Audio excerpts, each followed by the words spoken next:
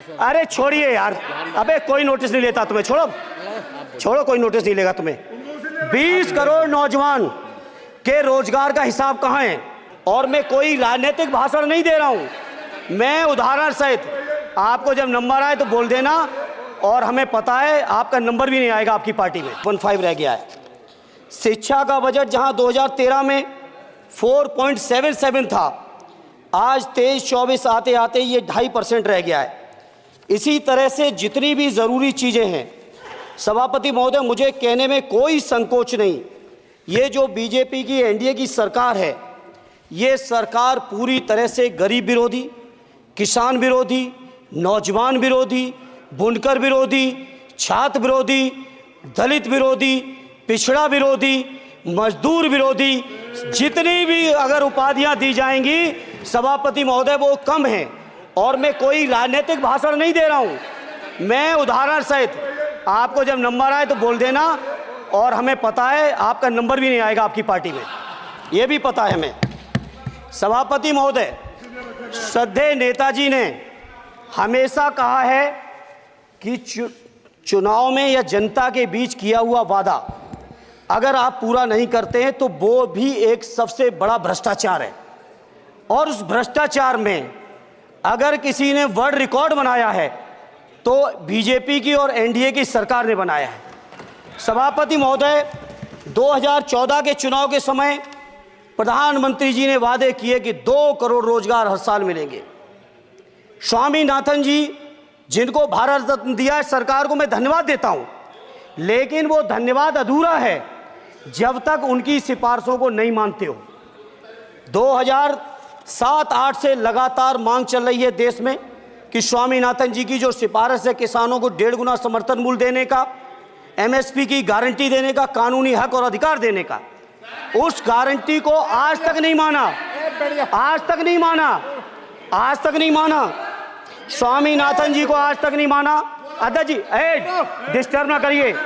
सभापति महोदय, मेरा टाइम इसमें काउंट नहीं होगा। आप इधर, अरे यार, इसे जीता है तो ज्यादा ना बोलो, मालूम है कितने बड़े तीरंदाज हो। इधर सुनो, स्वामीनाथन जी की आपने नहीं मानी, एमएसपी आपने लागू नहीं की। कितनी बढ़िया बातें कि खाद पे हम सब्सिडी बढ़ा रहे हैं, पहले 50 किलो को 45 किलो, फिर 45 किलो को 40 किलो, और मुझे लगता है कि एक तीसरा कार्यकाल पूरे होते होते केवल 10 ही किलो बचेगा खाद के कट्टे में, इससे ज्यादा नहीं बचेगा। मंडी एक नहीं बनाई, आत्महत्या इतनी कर रहे हैं किसान, और किसान अगर अपनी एमएसपी की मांग करते हैं, हजारों किसान यहीं दिल्ली की सीमा पर मारे जाते हैं, और आप सोचते हो कि आपकी बात को कोई समझेगा नहीं। सभापति महोदय, नौजवानों को कितना गुमराह किया गया। नौजवानों से कह दिया गया हर साल 2 करोड़ रोजगार।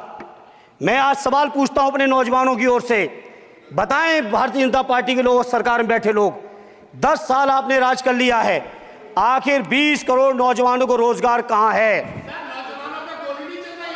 अरे छोड़िए यार, अबे कोई नोटिस नहीं लेता तुम्हें, छोड़ो छोड़ो, कोई नोटिस नहीं लेगा तुम्हें।